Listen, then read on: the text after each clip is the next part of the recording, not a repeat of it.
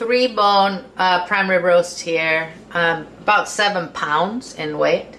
I have very generously seasoned it with salt and pepper on both sides. So what I'm going to do is flip it, and I'm going to put it in the refrigerator overnight in this roasting pan uncovered. What I'm trying to do is have the refrigerator fans dry, you know, all the outer layer here, so that tomorrow when we roast it super slowly, it you know, it has a nice crust to it if you want. All right, I'll see you tomorrow. So this has been in the fridge overnight. The fat is nice and dry, just like I want it. Perfect. We now need to let this come to room temperature, and that's going to take about 45 minutes on the counter, uncovered.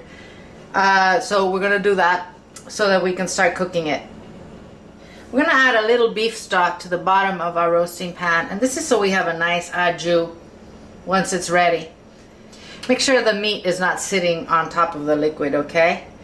I'm going to just add some slices of onion, some sprigs of thyme, and 2 smashed garlic cloves. Now I'm going to put the roast on top of this.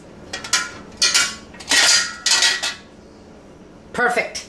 This is going to go into an oven that has been preheating for about 30 minutes now at 200 degrees Fahrenheit. That's 93 centigrade. We're going to cook this really slowly. I checked my meat at 45 minutes and it was still cold, so it's been sitting here for about an hour. We are going to cook this for between 3 and 4 hours. We will check it when the meat is registering 125 degrees. We're going to pull it out of the oven, and so it's medium rare. That's 125 degrees Fahrenheit, which is about 51 Celsius, okay? Our roast was in the oven 3.5 hours. Now I'm going to cover it and let it sit for about 20 minutes. In the meantime, I'm going to crank up my oven because we're going to do what's called a reverse sear, and we want it to brown it, you know, for a few minutes before we serve it. But now, by resting, we're going to let all those juices settle in there. All right, 20 minutes. I'm just going to add a little more of my homemade beef stock and some wine to the bottom of the pan.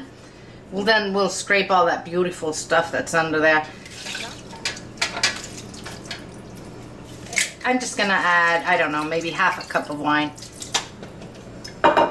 Okay, my oven is super hot. I'm going to put this in and check it in 5 minutes, max 8.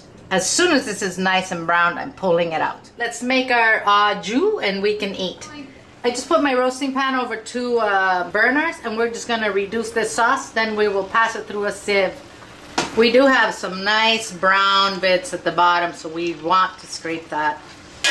All right, I'm going to reduce that sauce for a few minutes. All right, this is good.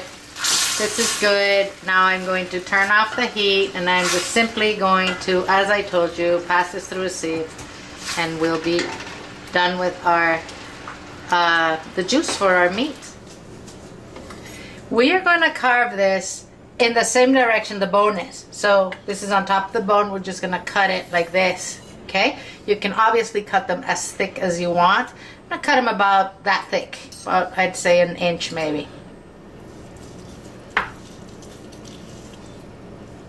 Because we let it sit before we seared it, you know, all the juices have stayed in it. They're not all over my board. So that's really important. Don't miss that step.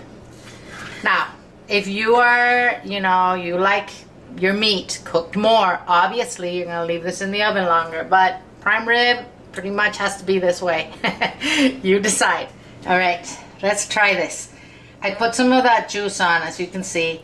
I'm using a butter knife, guys. Look how tender this is.